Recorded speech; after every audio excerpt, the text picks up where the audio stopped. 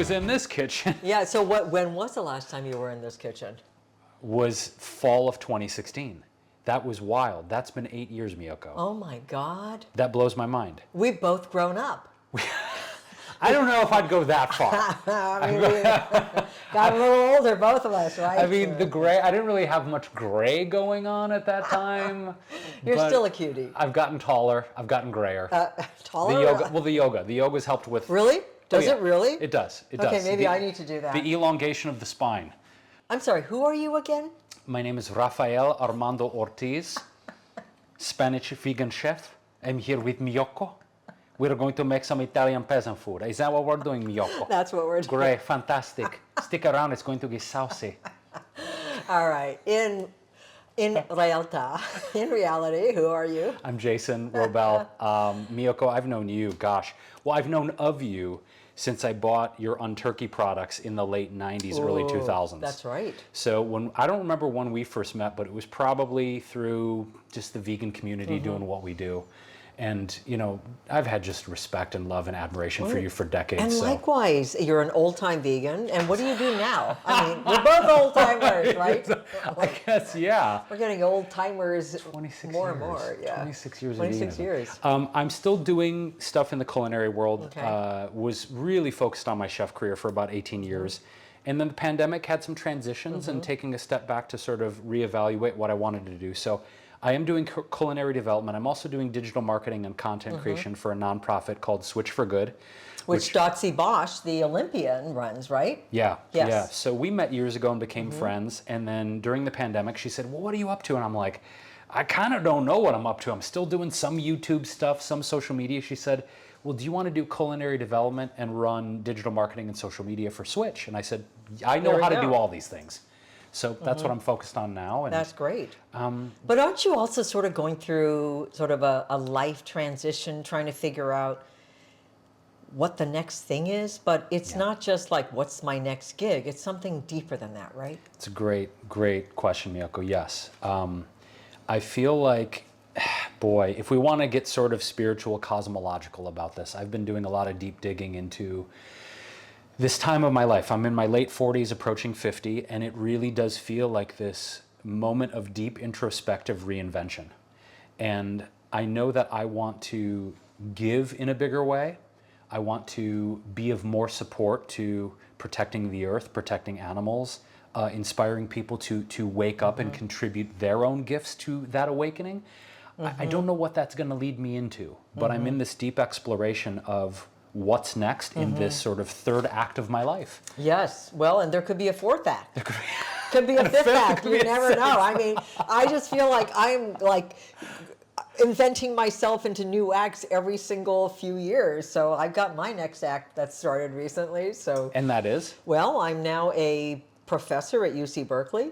That's so cool. In the Haas School of Business, teaching, co-teaching in the Plant Futures Challenge Lab course. And that started already? That has started already. I gave my first lecture last week. Yay. Whoa. So, yeah. I mean, you can just refer to me as Professor Schinner from now on. Professor Schinner is in the house.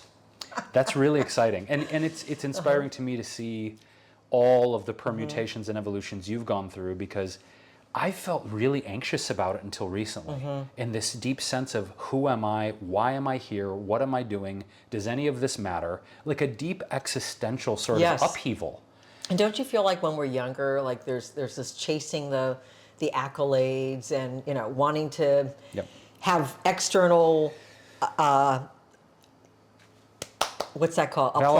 Applause, elevation for what it is we're doing to make sure we're on the right track. And then you get to a point where you think like, wait a minute, you know, if I really truly do have a gift, I shouldn't be worried about whether or not I get that external applause, but I should really dive deeply into how do I inspire others. That's it. And I think the shift for me, if I'm being radically honest about it, the reason I started to go down this path of veganism in the 90s, so old timers, was really to do something where I'm helping to create more joy in the world and reduce suffering. And I think no matter what I do, that's sort of the overarching ethos is more joy, less suffering. But along the way, the ego got involved, right? Yes, well, I think it does for all of us. So, I mean, there you go. Yeah. And it was like, I want the best-selling cookbook.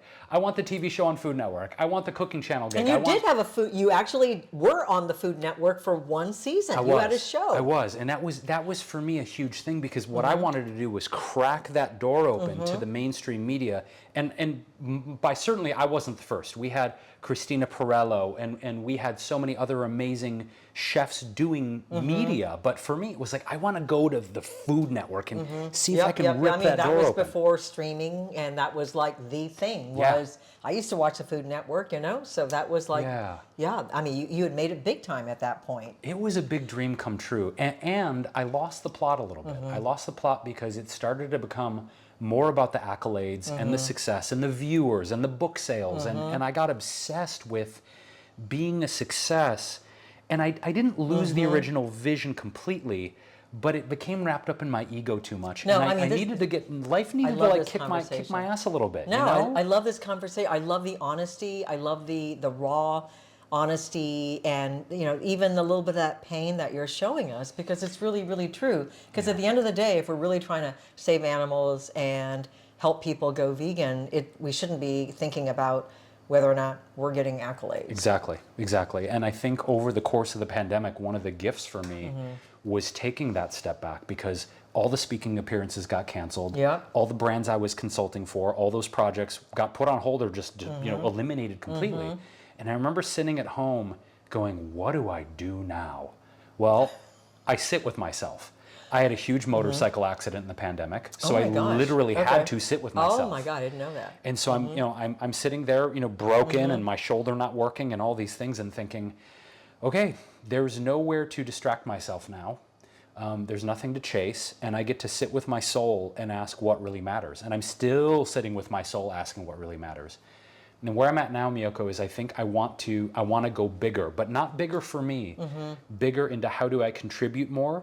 How do I let my talents and my heart lead the way in service to a greater vision that isn't about me? Absolutely. No, I'm right there with you. I feel, and you know what? We've got to contribute to a bigger vision by getting started on the food. Please. And then we'll chat along the way. But I just want to tell you what we're going to make today. So, in the Puglia region of Italy, Italy has this really long history of vegan food. You wouldn't believe it. A lot of people think that no, it's all about prosciutto and Parmigiano and that sort of thing. But actually, most Italians didn't eat a lot of meat until literally like 30, 40, 50 years ago, because it was a very poor nation until they had their so-called boom economico, the economic boom in the 70s, 80s. They just didn't have access to it.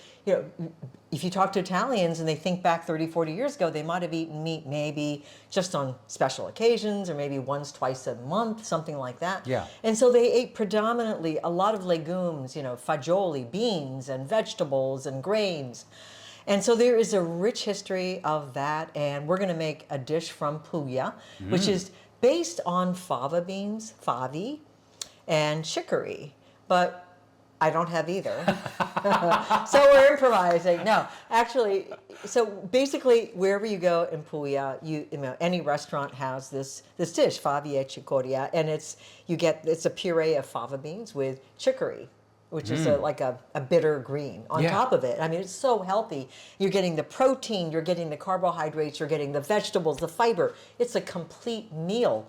And this was like a staple in Puglia.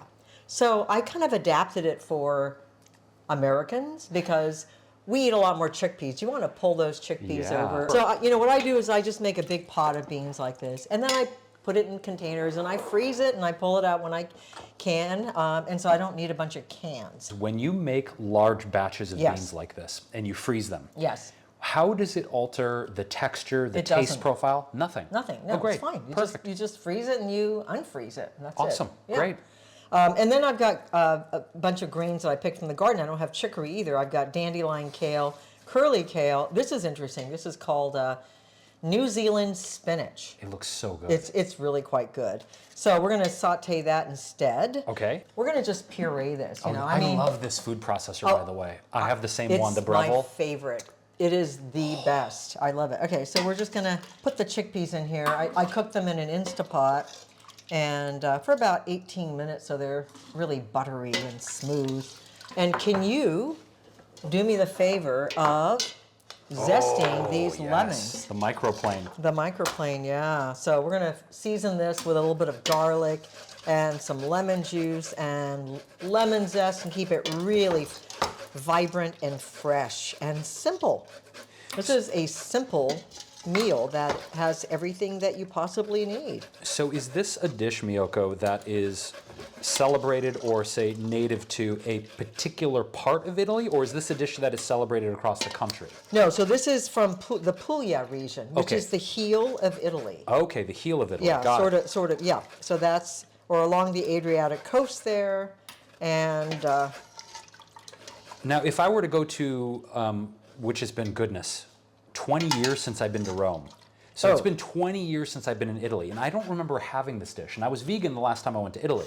well, you probably wouldn't have, I mean, because this is from a particular region. So even like the fancy restaurants in Rome wouldn't have something like this. No, and you wouldn't serve this probably at a fancy restaurant because it's a peasant dish. But you know how sometimes like peasant meals become like in vogue and they become a thing? Sometimes they do.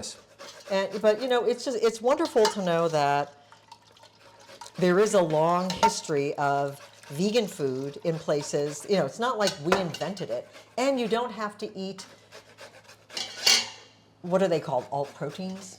To get your protein. That's a whole nother conversation. You just open up a whole nother avenue. Okay, well, we can definitely talk about that too. Doesn't that smell good? Gosh. Okay. And you know, lemon zest isn't even typical in this dish, but I'm going to add some salt. I love the creative liberties you're taking. Well, you know and the what? improvisational ability. That's the other thing too, right? Is whoever's watching this, I think They can improvise. you probably agree, Miyoko. Like when one has a recipe in front of them, I always encourage people.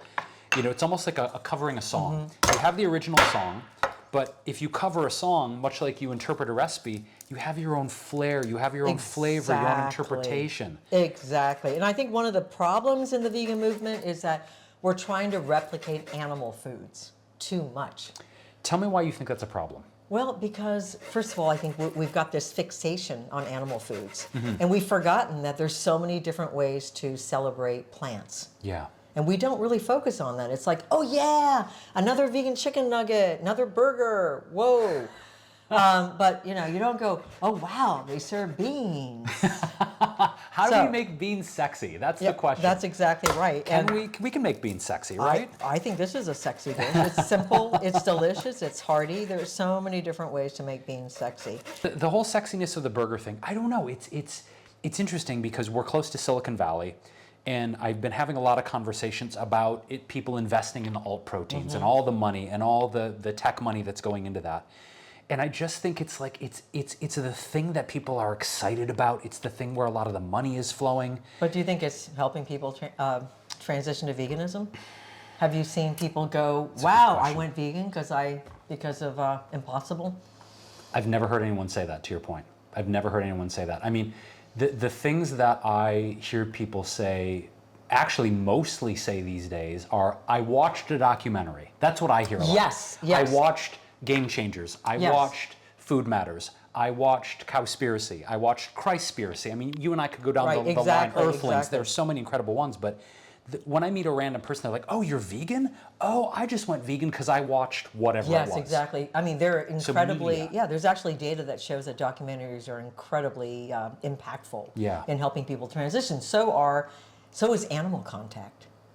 Having animal interactions is also one of the top reasons that people go vegan. And I'm sure you've probably heard statements like that at Rancho Compasión. I have. I mean, we had this youth program, and this kid recently, we don't preach veganism, we don't indoctrinate them. This little kid, you know, they're all in primary school, he was playing with the chickens. He goes, wait a minute, when I eat fried chicken at home, is that who I'm eating? Wow. And the choice of words, is that who I'm eating? And we didn't have to pound that into his head. He came to that on his own just by being associated with animals. That's wonderful. So, it's moving. It's very moving. It's deeply moving. Yes. Okay, beautiful. Next step. I put some salt in there. Awesome. Throw in some garlic. We can make it as garlicky as we like. Oh, I like that. Keep the vampires away. Lemon. You want to put the zest in there and maybe like some juice from half a lemon. Oh yeah. I put some olive oil in there before, but I'm going to add a little bit more. Let's cut that and then just kind of give it a.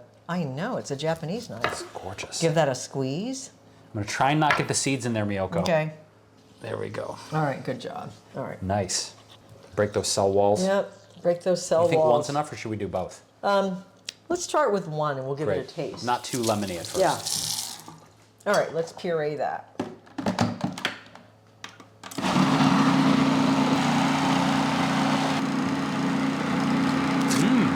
Oh, this is good kale. Is that good kale? Oh my God. Oh, well, it's from the Miyoko. garden. Well done. Do you have a favorite green? Oh my God. I love chard. I love, for salads, I love Russian kale. Have you ever had that one? I have had The it. leaves are so tender. So we can taste the garbanzos and decide whether or not we need more salt, garlic. What do you think, Chef? I think it needs more of everything. More of Yeah.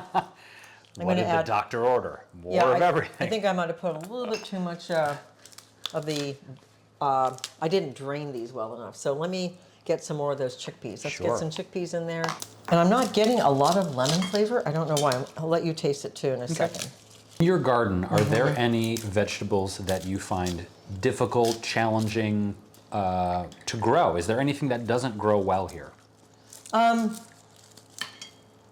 Well, we're having trouble with corn. I'm not the Corn. hands-on person there. We do have, let me get an ear of corn. That was picked. Ooh, okay. All right, Ask and ye so- shall receive. I mean, I guess they're little, Oh, they're cute, Miyoko. but they're cute. Aren't they cute? Yeah. Yeah, they're really, really cute. So that was grown. So we have a garden director, and then we have the kids, and they kind of do everything. So That's awesome. I just harvest and eat and cook. So I'm very, very lucky. Got a good end of the deal. I Well do. done. Okay, I'll let you do the rest. More and then garlic. We need to get some more garlic, yeah. So what are you cooking these days? I am keeping it very simple, Miyoko. Okay. I think in the past, I was always going for really complicated, Mm-hmm. 25-step recipes because I wanted to see what I could do. I Mm-hmm. enjoyed the challenge of it. I enjoyed expanding my capabilities Mm-hmm. and talents by doing those kind of recipes, right? Especially when the raw food thing was huge. Yes, yes. And I was raw for about 3 years. Hold your thought for a sec. All right, let's give this a taste and see Yeah. if it's got enough lemon. Well, the lemon's beginning to come in. I want it to be light and bright. Little more lemon Yeah, zest? yep, Yeah, let's yep. get another lemon. I'll let you do that, and then we'll get the veggies in here. So, yeah. you were raw for about 3 years. Yeah, and I went to Living Light Culinary Institute. Our friend Chad Sarno and so many other great chefs have been instructors or graduated from there. And I was really big 20 years ago into the raw food thing, dehydrating the onion bread and making the flax crackers and making the raw soups. And it was so time consuming. I know. It was incredible. And I went back to, cooked vegan food and now do high raw, but a lot of cooked food and feel much more balanced. But in terms of what I'm making these days, I'm really just focused on a lot of really delicious like tempeh bowls, truffled tofu, really just simple nutrient-dense things. I'm also into tonics. So in the morning, I'll do a blend of like black sesame, reishi mushroom, a Wow. lot of good restorative herbs like hisho wu, cordyceps for energy, and I make sort of this coffee substitute. I call it a morning tonic, and me and my girlfriend enjoy it every morning. And I'm just, honestly, Miyoko, I'm keeping it very simple and very nutrient-dense. I'm not trying to wow anybody anymore. I'm just like, just let me make really Just trying good, to eat simple real food. Yeah, and that's what I found is that when you meet people, especially as they get older, your age or my age or above, they're not interested in eating chicken nuggets. They want to know, how do I eat delicious beans and vegetables and Yes. keep it simple? Well, and also look at, the blue zones, right? And we Yes. see all the research of the centenarians, the people who are living the longest, healthfully and vibrantly. Beans, legumes, grains, fresh veggies, simple, local, fresh ingredients. Real food. Real food. Real food. And you just feel the best when you eat like this. All right, I'm going to puree this one more time. Then we're going to saute those greens, heat these up a little bit, and then we'll put it all on a platter. Can't wait. Miyoko, what consistency are we going for? Do we want this to be like a baba ganoush, a hummus? What, just so people following at home, like what texture, what consistency are you going for here? Well, I would say that it should be a little, I put it probably a little bit too much water in it, so it should be a little thicker. Oh, okay. But it's still really tasty. I think I'm beginning to get the lemon now. That's good. And it's light. It's light, it's That's really flavorful. good. And then we're going to saute. We're going to put these in a, we're going to bring these over here. And we're just going to cook it, get rid of some of that moisture. So Miyoko, back at you, in terms of food, culinary, health, what excites you, what inspires you right now? What really lights you up in terms of things you're eating, conversations you're having? Where are you at with all that? You know, I think for me, what's exciting is getting away from packaged food. Getting, you know, that there's 10 corporations that control 70% of what we eat.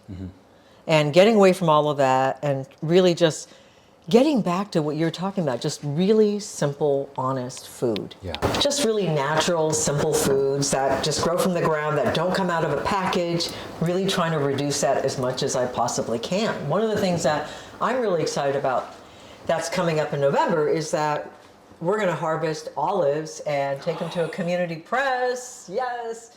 Wow. Yeah, I know. It's going to be mind-blowing.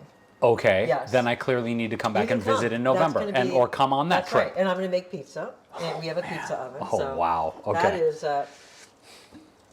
what I find exciting. And I just eat like you. I just eat really simply. I don't think I do all the nutrient dense stuff in the morning. You know, I'm more like, you know, overnight oats. I mean, with chia seeds and hemp seeds, and that's about as far as I take it. But I should learn how to make that morning tonic. Maybe I'll come back on and we can do it together because it's really delicious. Is it really? Yeah, Okay. and I stopped doing coffee years ago. So I want to say I'm not anti-coffee. Okay. I have nothing against coffee. But for my body and my nervous system in particular, it feels like too much stimulation. So got into matcha years ago, still love matcha. But I wanted to recreate sort of that earthy, dense coffee flavor without the jitters and the nervous system crash. So hence making this tonic so I can have something that's coffee-like and gives me energy, but I don't crash afterwards. Wow, I'd love to try it. Yeah. So maybe you will have to come over here and we'll do that. Well, now that I'm closer, yes, I know. Now that not you live exactly Mill in the Valley. neighborhood, but closer to the neighborhood, we can do these things. So. And I'm going to let you saute this while I go get some garlic. Okay, great. So, as fate would have it, I am now living on your old street, Miyoko. That is so Which is funny. wild. It is totally wild. Okay, I just added some garlic to that, so Beautiful. let's give that a stir. Yeah. All right. Oh, it smells so good. And it's so, the simple things, right? Salt, simple. pepper, That's garlic, it. Garlic, fresh that's greens. Nothing That's all you need. more. You don't really need a whole lot more. Do you think part of it, though, is getting people's palates to change? Yes, so the question is, how do you do that? How do you do that? You know, and to be perfectly honest, I mean, I take these groups of people to Italy all the time, and they eat food like this, and I've never heard anyone say that's lacking something. And they're not always vegan. Really? In the United States, we're so accustomed to eating sort of packaged fast food, etc. And people are not used to it, or, you know, they just boil vegetables. I mean, let's just take, for example, Brussels sprouts. I talk about Brussels sprouts a lot. Oh, you do? Okay. Yeah, because 30, 40 years ago, no one ate Brussels sprouts. And then some chef figured out, I think he was at Momofuku, figured out how to make Brussels sprouts really tasty. And now everybody eats Brussels sprouts, right? Yeah. Okay, so that didn't take very long. And I think it's really possible to get people to eat veggies and beans. And I think when people eat something like this and they feel good afterwards, Yeah. it makes a difference. So, I don't know. I've entertained so many non-vegans at my home with fresh, simply prepared food. And I've never had anyone say, wow, that's lacking something. Most people say, if I could eat like this, I would go vegan. I didn't realize this was vegan. I thought vegan food had to be some burger made out of soy or something. If they have Miyoko as their in-home chef, Yes, they eat well- this way all the time. Much like you mentioned before about the direct contact with animals. and having a relationship with animals. Yes. By learning how to cook, it deepens the relationship with food. Oh, absolutely. Yeah. I mean, so that is exactly, I mean, that's what we used to do. We've gotten away from it. We're looking for instant solutions. Yeah. And we're no longer speaking from our souls, because the food is food that we prepare is a reflection of our soul. It's our gift to others. Yeah. And we're not doing that anymore because it's just, it's a chore, right? But it doesn't feel that way. No, I agree. I think when we really connect to the benefits of it, the energy, feeling vibrant, feeling joyful and connected, it becomes an honorable thing almost, like to respect the food. You're even, and especially when you grow your own food, yes, that's another exactly. level. It's like, oh my good. And the other thing too, but there's flavor. nothing new about this. This is how we ate for thousands of years until the last 50 years or so, 60 years. I always say, and I have conversations about, GMO foods and the chemicals in our food supply and all of the different certifications and nuances and things we need to be mindful of. And then I think back to when my grandparents were young and great-grandparents were young, there was no conversation about, oh, is this organic? No, because everything was. Everything was. It didn't need a certification to prove that it was. Yeah. And it all started around the so-called Green Revolution, when several nations, including the Rockefeller Foundation, actually got together and decided, you know what, there's a lot of famine and we can make a lot of money by controlling the famine, by hybridizing these plants. They created these genetically modified plants that were supposedly pest resistant or high yielding, etc. And then we got poor farmers to grow them. And the poor farmers stopped growing diverse range of crops to feed their communities, but ended up growing these cash crops to sell to corporations or for animal feed. And that's really what happened. And that's my pet peeve with GMO. It's not a health thing. It's the fact that it's destroyed food sovereignty. Yeah. And it's destroyed the land. It's destroyed the lives of farmers the world over. I'm going to go grab a platter so we can plate it up. Beautiful. I'm like, 3 pounds of greens should be fine. And then it's like 2 handfuls. I know.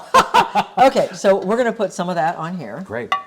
And yeah, it should be a little thicker, but you know what? It's still going to be delicious. Miyoko, as a chef over all these years, how much have you, especially for your cookbooks, and by the way, Miyoko has an incredible array of cookbooks over the years, how much do you focus on plating, and how much do you think the presentation is important in serving a meal to people? Well, I think presentation is important, but I don't think you need to have dots of sauce.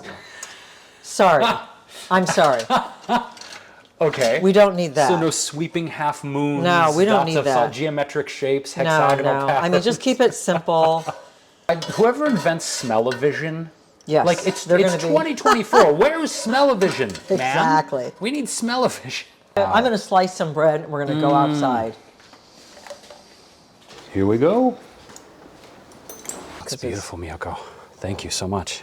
Do you think in sort of just the vegan movement in general, Miyoko, there's this pressure to be impressive, there's this pressure to outdo, animal-based foods, to be really innovative and sort of outdo whether it's vegan seafood or vegan meat or vegan cheese or whatever it is. And I wonder if the focus is in the wrong place.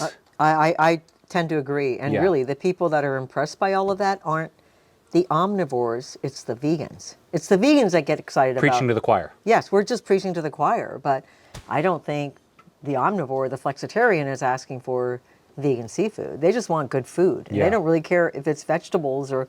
If you go to an omnivore restaurant, most chefs aren't interested in cooking with...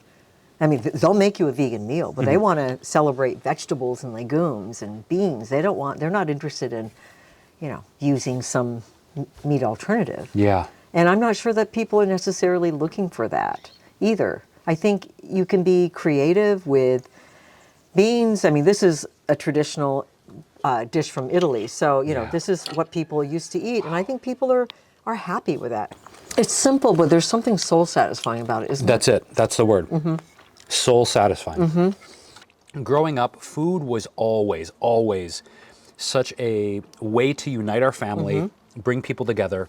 It was a core foundational thing where growing up, I always wanted to be in the kitchen with my grandma Rose, my mom Susan.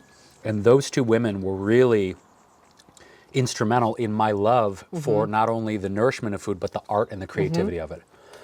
So later on, I did 23andMe. On mom's side, Polish family. Okay. Dad's side, Puerto Rican. So Polish food, Puerto Rican food growing up. But then I got the test back and I'm like, oh, Italian, interesting. That's a high percentage. We never talked about Italian food. And then the big shock was Ashkenazi Jew. And I was raised Roman Catholic. So I go to my mom and I'm like, did you know I'm Jewish? Should we talk about this? And of course I call up all my Jewish friends. They're like, we knew that, duh. But it's funny because I start getting interested in more cuisines that I wasn't raised by. So for me, it's interesting to have this because this tastes like something my grandmother would have made. Yes. She didn't make Italian food. Yes. But that soul satisfaction Of just simple food. that has heart in it. It has heart in it, and this is what you get all over Italy. I mean, that's Yeah. one reason I keep going there, because it's not fancy. Every dish has 2, 3, 4 ingredients. That's it. No more than that. And Americans are often surprised when they go to Italy and eat the food because everything is so simple. It's not fancy here in the United States. Just as you were saying, we're out to impress. And we got to make things that people can't make in their homes, and there's 30 ingredients in it, and then there's the damn dots of sauce that I can't stand. I mean, what is the point? You can't taste it. And in Italy, they present just the simplest food with no artifice. I mean, this is, it's the real stuff. So this show on YouTube is called The Vegan Good Life with Miyoko. And you are with Miyoko right now. I'm hoping enjoying the vegan good life. But what does that represent to you? What is the vegan good life? It's a fantastic question. I think I want to start by giving what might appear to be a roundabout answer. But the first thing that comes up for me is the trap of martyrdom. And I think for a lot of years, in my activism with food or going to protests or activations, even doing the work I do now in the nonprofit world, I feel that inside of me there's this restlessness that I need to contend with of if I'm idle or I'm resting or relaxing or joyful or experiencing blissful moments, I'm not, quote, doing the work to save the animals, doing the work to reverse climate change, doing the work to open up the hearts and the consciousness of humanity to be accessible to more love, to more compassion, right? And so for me, I say that to begin my answer because I think that activism, I think that wanting to reduce suffering on the planet, increase consciousness and compassion, is compatible with joyfulness, is compatible with pleasure, is compatible with really being in a heart space where we show up and we do our best and we let go of the outcome. So let me ask you a question. Do Yeah. you think that it's a matter of compatibility in saying it can be compatible, or do you think it's a necessary component? In other words, if you are a martyr, if you are suffering, is it possible to spread joy? Is it possible to inspire others? Or do we inspire others by becoming joyful and sharing that joy with others? I think it's the second. I know that when at different stages of my vegan journey, especially when I was younger in my 20s, it was this gritty, hard-nosed, I've got to go to every protest, I've got to scream at every meat eater. I had so much of that youthful passion in my 20s, and I see that in a lot of young activists. It's that their hearts and their minds are opened, they see the injustices, they see the suffering, and they have this ardent desire to do everything they can about it. But really, when I shifted my form of activism to food, I watched this incredible transformation with the people in my life, primarily my family, my mom, my aunt, my cousins, and then spreading that out into my friend group, and then starting my YouTube channel and doing social media. I found that leading with passion and joy and a sense of inclusivity, you are welcome at this table. You are welcome in this conversation. I'm not going to judge you. I'm not going to scream at you.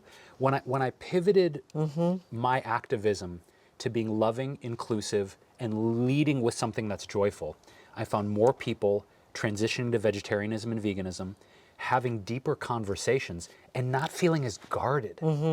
So I think it's the second one, Miyoko. I think we can be effective activists. We can lead with our hearts and lead with joy. And people respond to that energy in a different way. They really do. I don't want to be yelled at. I don't want to be told I'm wrong.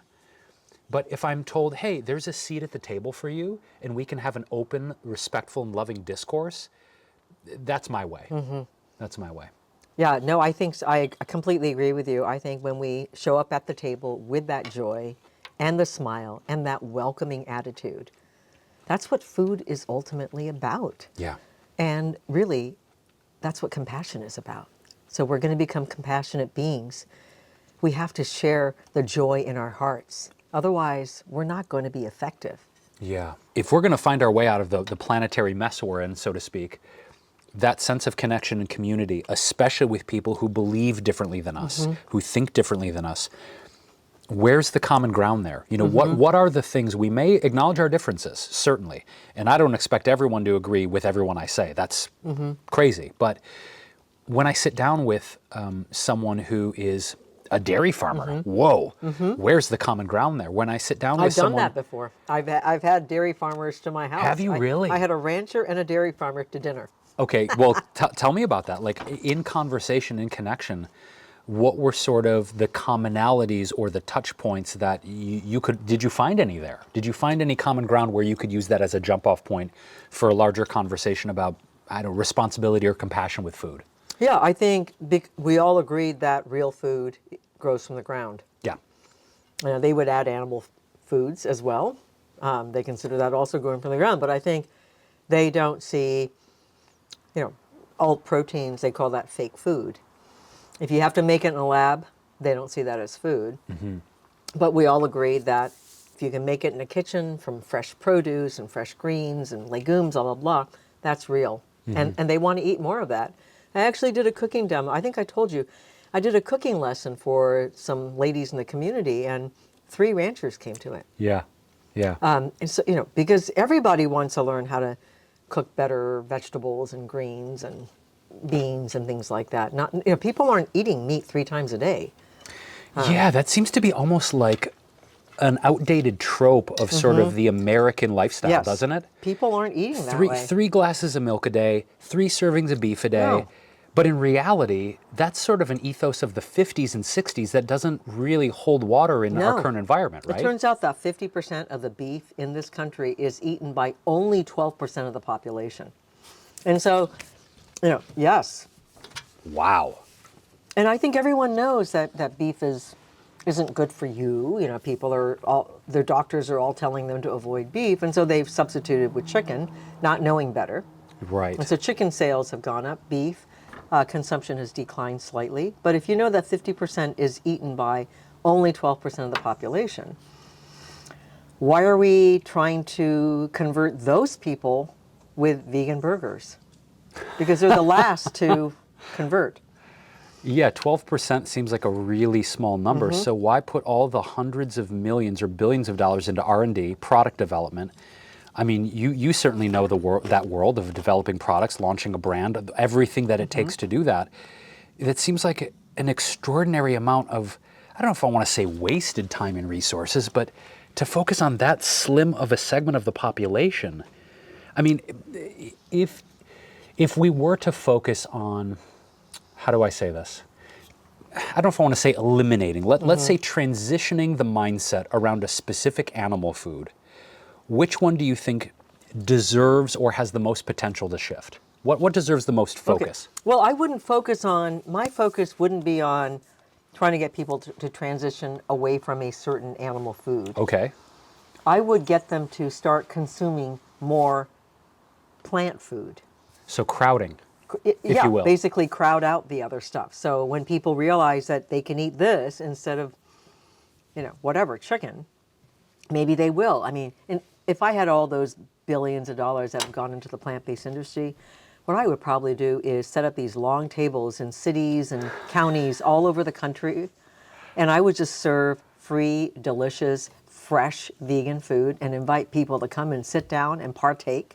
Yeah. And just show the possibilities. I mean, if that's what we're really trying to do is convert people to veganism, then we need to show them what real food that grows from the ground tastes like. That's made with our hearts rather than what we can make a buck off of. Right. Right. I like that vision a lot.